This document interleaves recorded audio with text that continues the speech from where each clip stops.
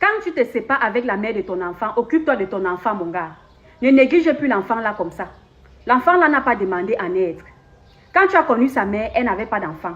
Tu as bien piné, ton sperme est resté là conçu. Aujourd'hui, vous avez un enfant. Prends soin de lui. Avec ou sans sa maman, tu dois prendre soin de ton enfant, mon gars. Ce qui est bizarre sur vous, c'est que vous quittez la mère de vos enfants pour aller vous installer avec une autre fille qui a 2, 3 enfants, avec un père inconnu.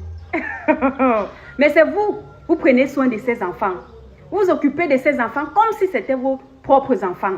Mais par contre, l'enfant de vos ex là, oui, l'enfant de la mère de ton enfant, tu ne t'occupes pas d'elle, c'est-à-dire ton propre fils, ton propre enfant, ta propre fille.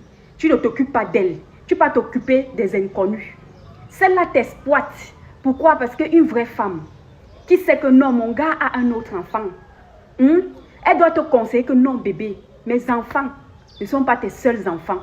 Va t'occuper de l'enfant de ton ex. C'est aussi ton enfant. Prends soin de lui.